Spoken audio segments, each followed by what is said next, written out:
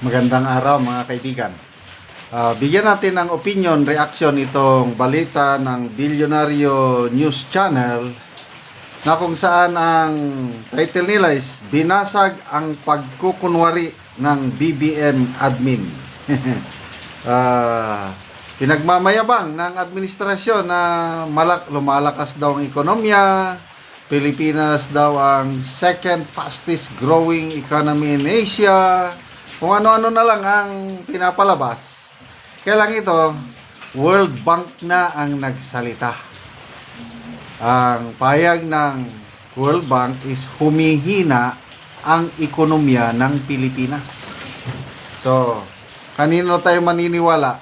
Ang mga pronouncement ni Auntie Claire Castro o ang World Bank? Okay, pakinggan natin itong balita. Bilyonaryo News Channel by Corina Sanchez. Bank ang rosy picture na ipininta ng pamahalaan ukol sa ekonomiya ng bansa. Malayo kasi ang economic figures nito sa mga target ng gobyerno. Pero paglilinaw ng organisasyon, hindi pa huli ang lahat. Narito ang agenda report ni Sujin Kim.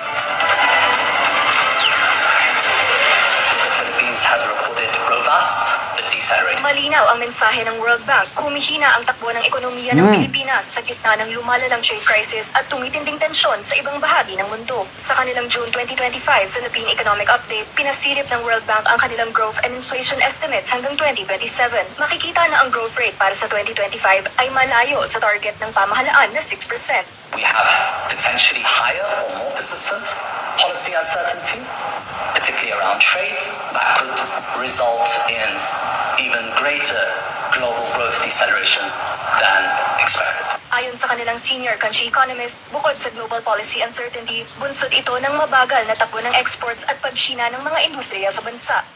On the supply side, we see a deceleration in services, and given the export story, we see a deceleration in industry. Manufacturing has of course been affected by the global policy uncertainties. Sa fiscal front, lumobo sa 7.3% ng GDP ang fiscal deficit sa unang quarter ng taon. Umaasa ang World Bank na mababalik sa tamang landas ang expenditure at mapapaliit ang deficit this year. So that's our expectation, is that the government is committed to implementing its budget and its medium-term fiscal framework.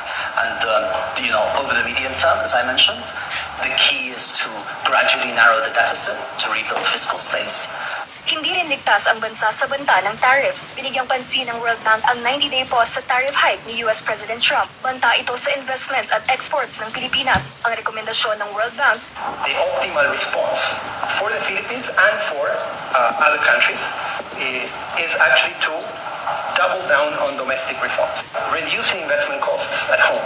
So this is an opportunity for the Philippines to focus on doubling down on domestic reforms. payo pa ng World Bank, tuloy-tuloy lang din sa paglalagda ng mga regional trade agreements upang maibsan ang mga risks sa kalakalan. Binasag ng World Bank ang rosy. So, yun na. World Bank na ito second, malala ko nung kampanyahan pa bago mag-eleksyon nung May 12, last second to the last rally. Sabi ng Pangulo, humingi ako ng paumanhin sa inyo dahil magmamayabang ako. Sabi niya, dahil ang Pilipinas, ang second fastest growing economy in Asia. Yun. Yun ang kanilang narrative paulit-ulit. O ngayon, nagsalita ang World Bank. Nabulilyaso sila na nabuking ang pagkukunwari dahil ang economic growth target ng Pilipinas for 2025, 2026, and 2027 mas mababa kaysa yung economic target, mga 6% something. Ang actual lang is nasa 5.2, 5.3. Kaya sa 2027 pa daw mag-i-expect ang World Bank na medyo lalago ng kaunti ang ekonomiya ng Pilipinas. Yun, problema, paglago ng ekonomiya. Pangalawa, yung fiscal deficit. malayong mas marami ang ginagastos ng gobyerno kaysa sa iyong income. So anong mangyari nun? Kung mas malaki yung gastos, nagkakaroon ng budget deficit. Yun, mangutang ng mangutang. Kaya, ang legacy ng administrasyong ito, utang.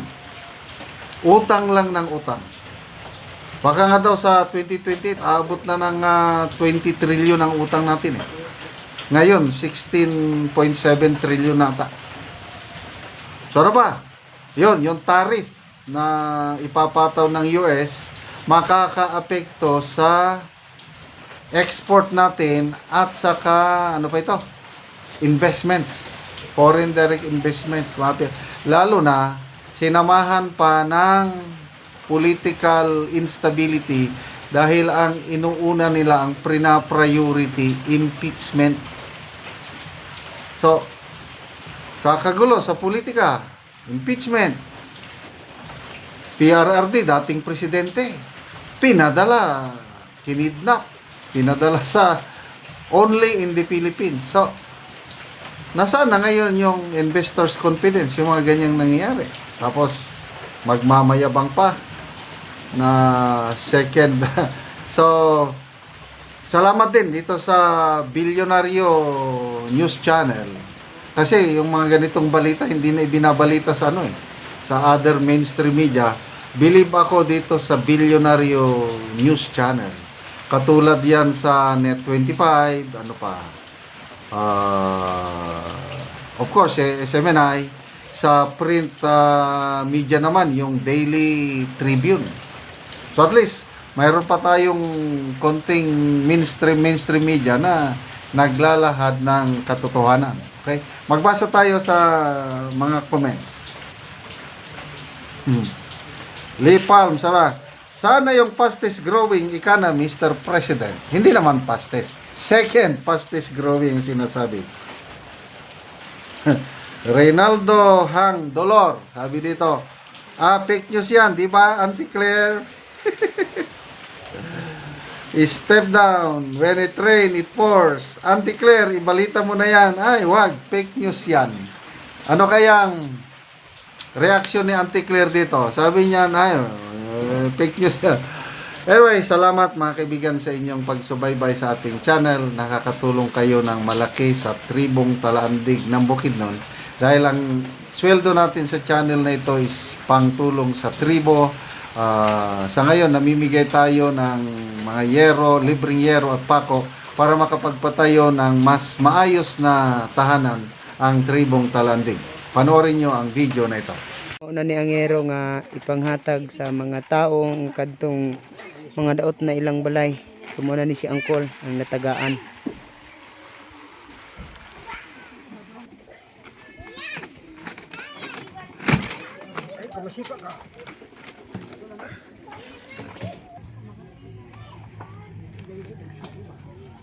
O kini si Angkol, dalo na niya padulong sa iyang gitukod og bagong balay niya. Napatukod din siya bagong balay kay daot naman ang iyang unang balay.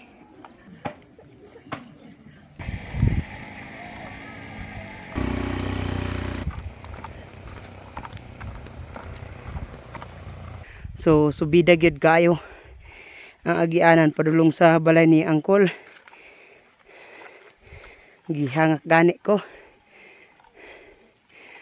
So, padulong na ni sa ibabaw ang subida.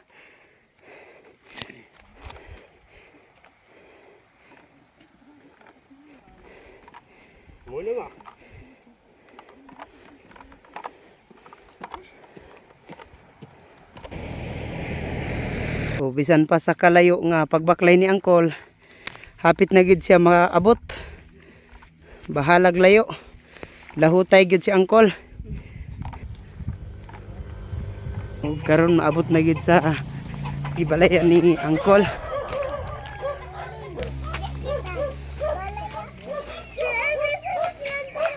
So mo na ni ang iyang ipatukod nga balay